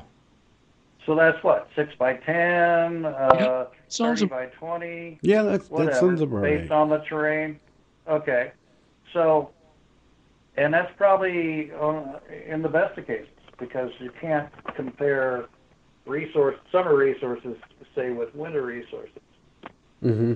So, anyway. But so you know, I could see them definitely being migratory. You know, leaving areas. You know, with the seasons. You know, Well, man did it for years. He just brought up a very new point. Very new, because it's so. When you hear it, it sounds so simple. But you mentioned hydration. It's 20 below up in northern Minnesota, in Canada, all through Canada. It's cold. Everything's frozen. Do you think these things are having to eat snow? And can you even, I've heard you cannot survive eating snow for hydration because it'll suck away your calories, your heat index. Yeah, your temp will drop. So yeah, you can melt it, but you can't eat it. So there is no running water. When it gets 20 below, boy, it's going to be maybe near a river, a really big river. See, I've heard about, like in our area, Doug, more sightings by the Mississippi River this time of year. Yeah. Than up north, or even by Lake Superior, where it doesn't freeze. It's kind of like an ocean, so not all of it freezes. So I've heard of that increase by large bodies of water and rivers. So that makes sense. Yeah, but nobody is studying that. Like Todd was the way the direction was going. Yeah, but no one's ever taken a moment and said, "Well, wait a minute, let's." No, everybody's trying to get a picture. Nobody's trying to get the data that we already have the data to organize. Changes. And that's the thing. The picture changes. But don't we need an animal to gather data? We have anecdotal evidence ideally, in buckets. You know, we know we know deer migrate because we can follow the herd. We know bears do what they do because we follow the bears. It's awfully hard to get a clear picture without an animal. You're wrong, Joel. We have the data. We just haven't put it in. We haven't organized it. Mm-hmm. Mm-hmm. There's so much data. We have 30 years of data. We have not organized it yet. Hey, Doug, can I direct you to one source that I think has done what you're suggesting, and I think that they should be applauded for it, and taking into a lot of different seasonal contingencies. And that's an outfit called Squatch Metrics. I don't know if you've ran across them. I have not heard of them. No. So they are kind of they're associated with the Olympic Project, which our organization is as well, and they have been collecting data in more depth than I've ever seen. And I'm not just talking moon phases. I'm talking, I mean, they'll take into account not just seasonal resources, but temperatures, elevation, human activity, everything. I mean, look up Squatch Metrics, because I have a lot of faith in them, and they are literally saving me many hours of research because of their work. And can I tell you a second one when it comes to tribal stuff? And I know that's kind of a jump, but I really want to promote this guy because he saved me years of Native American research, and that's Go ahead. A guy by the name of Leon Feller. I don't even know where this kid came out from or of, but he just got a hold of me. He said he'd been doing Native American research, as had I, but not on a scale that he's done. I think I got the book upstairs, so I won't bother you to go there. But Leon Feller, and I want to say his last name is PHLLER,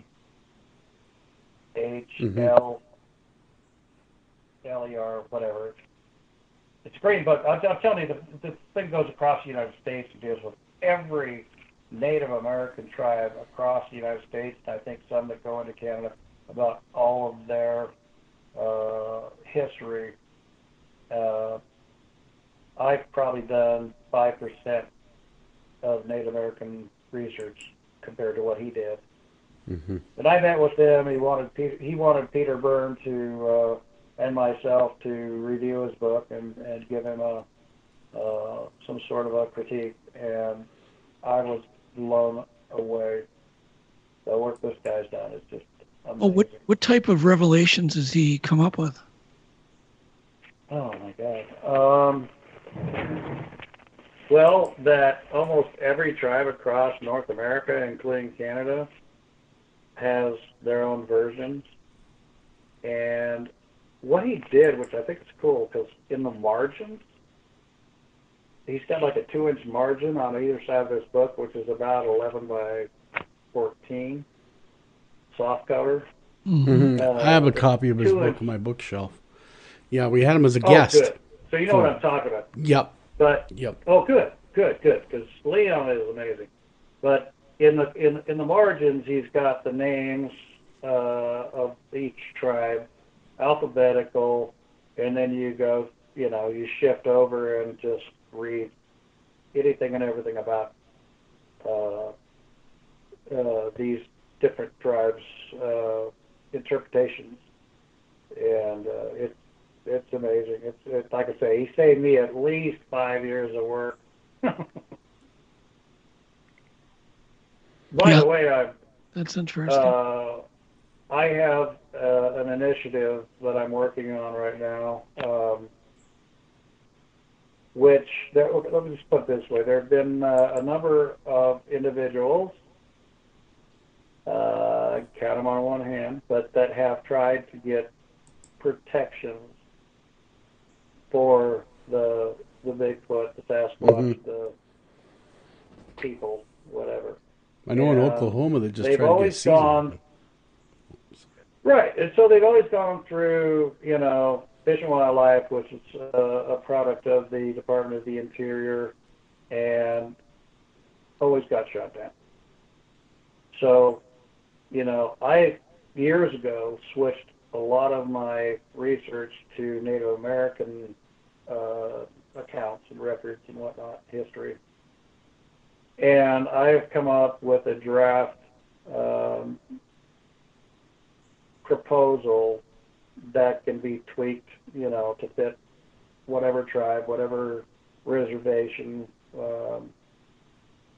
that, because they have their own autonomy on the reservations, and it comes to terms of Fish and Wildlife, for instance, that whatever laws they want to put in force have to be obeyed not only by their tribal members but by non-tribal members.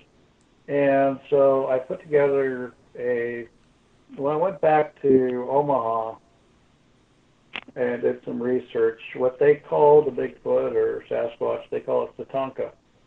Mm-hmm. And so I put together the first ever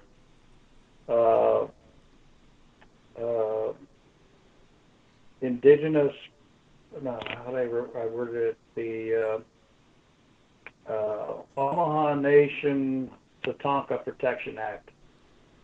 And it was just a draft because I know it can't come from me, to be honest with you. It needs to come from a tribal member, and I have some friends in that tribe. But I want them to take that and, move it up, present it to the council. Like I say, they have their own autonomy. I'm hoping that when we get, and I'm working with 5 different tribes, but when we get, say, 4 or 5 tribes on board, that it's going to spread like wildfire, because they're going to go, hey, this not only protects these creatures, whatever you want to call them, via our tribal traditions, but it's going to protect our way of life and our culture with regards to the non-native interpretation of our culture. And by putting teeth into an ordinance that will keep anybody without tribal permission from even studying them, let alone killing them. As you probably know, in Oklahoma, there was a congressman that put forth just last 2 weeks, put forward an ordinance to have a hunting season for Bigfoot. Yeah, so now, we're not, no. Hell with that. I'm trying to add that kind of impetus to my argument with these tribes that, look, there are people out there that really have no problem killing these things, but with your influence, with your tribal influence, your autonomous laws within the tribal community, you can shut them down. Yeah, so anyway, that's one of the projects I've been working on. Todd, in all your research and everything that you've come across in Bigfoot and all the years you put into it, how many would you say are around? What's the breeding population like in the lower 48?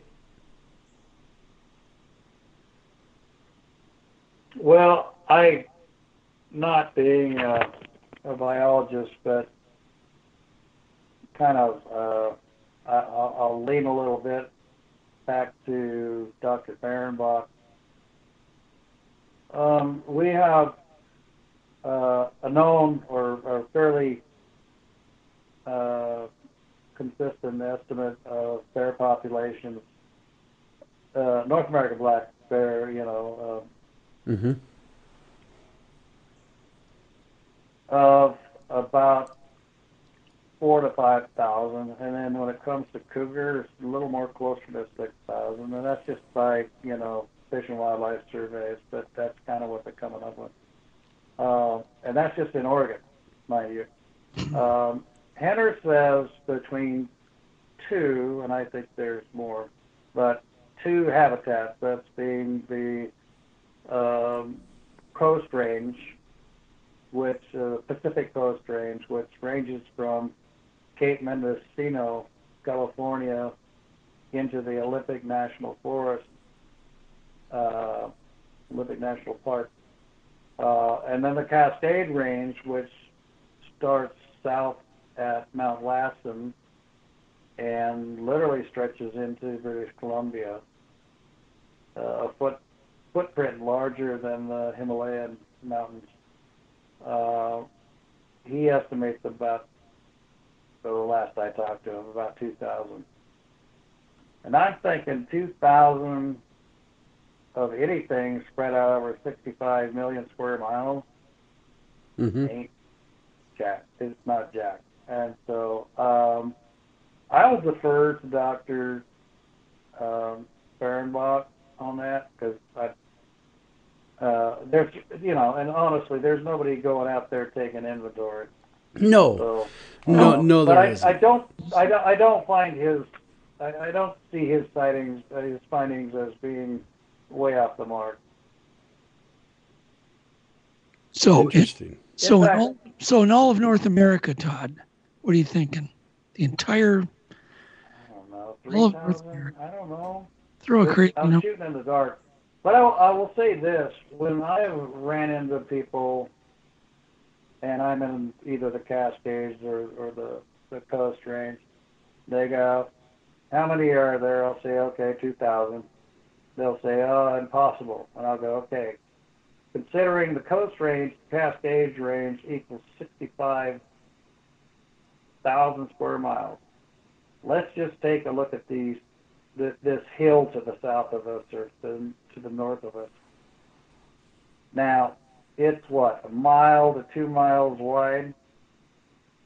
I'm going to take, just for comparison, try to keep it, up and up.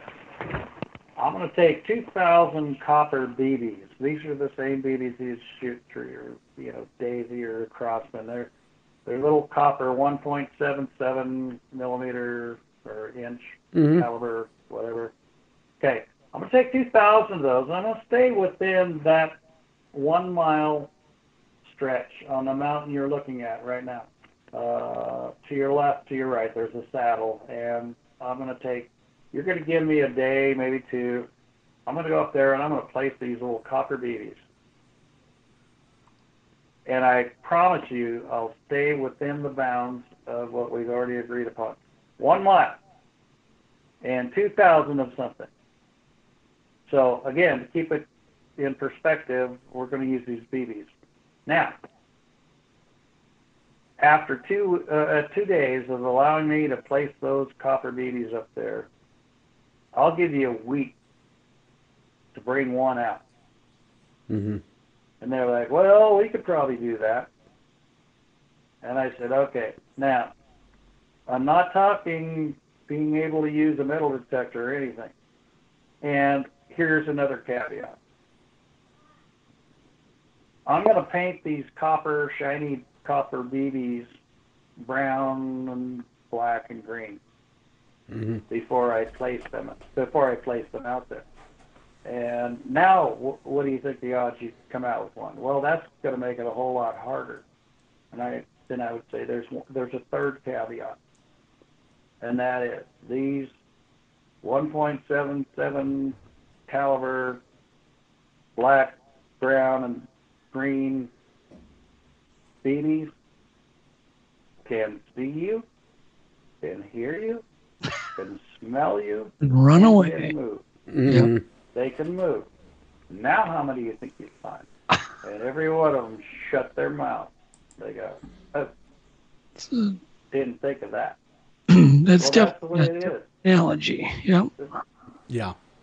Humans are one of the smelliest animals in the wilderness. You understand that? We reek, to be honest with you, compared to the other animals out there. And trust me, I know bears smell like hell, all this stuff, but bears are natural. These smells of deer, elk, bear, cougar, raccoon, fox, whatever you want to say, coyote, those smells become innate in most animals' olfactory databanks. Humans? Holy crap. Yeah. I don't care how much Axe, cologne you put on, you stink. In their mind, right? Yeah, right. Yeah. In their mind, you stand out like a red flag, and they know you're coming long before you get there. They hear you coming long before you get there, and they're gone. So the odds of capturing one are pretty slim, is what you're saying. Very, very slim. Well, I would say capturing a live one is, and I've even thought upon those lines, a pit trap, a net trap, It's just, I've used, I thought about tranquilizers, but there's a lot of ambiguity as to the dosage and the creature.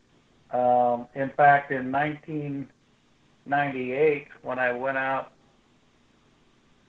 with Peter Byrne and Ron Moorhead on the south side of the Saddle Mountain, I was able to procure and you're probably familiar with these, biopsy dart gun.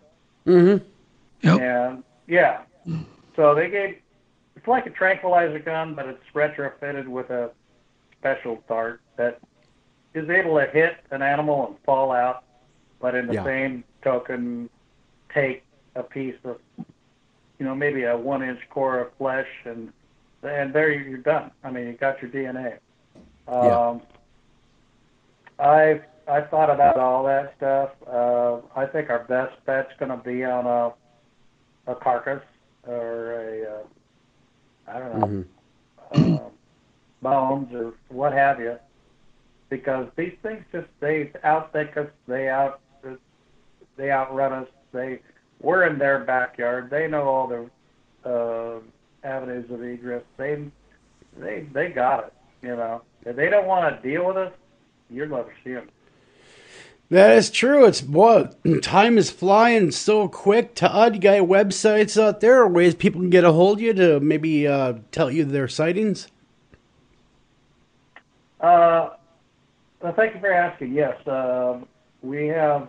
I'm the founder and president of the American Primate Conservancy, and that address is americanprimate.org. We're constantly trying to update that. My email address is americanprimate@aol.com. Yeah, I'm still one of the last ones using AOL. And also, I put on an annual event called Beachfoot. Just want to put a shout out there.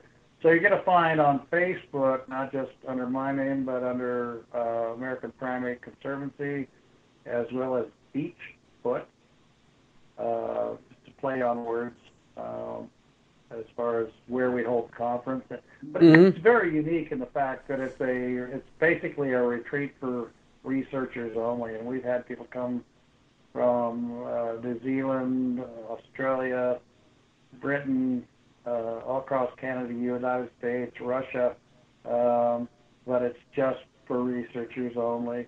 There's no spectators, there's no vendors or anything like that. And this year will be our 14th year we've done that. So thank you for that. But if you want to get a hold of me, again, AmericanPrimate@AOL.com will get to me. And we're always open to any sort of questions or reports that you might have. And I want to thank Doug and Joel for having me on board. It's just been our pleasure. It's great to have you. Todd Neiss, everybody. Yep, check it out. American Primates, the website. Check that out.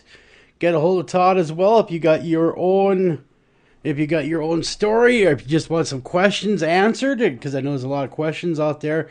Again, look him up. It's Todd Neiss. And Todd, thanks a ton for coming on. This is Joel and Doug. We're signing off. Take care of each other, love each other. Keep looking for that Bigfoot. You just never know where he's hanging out.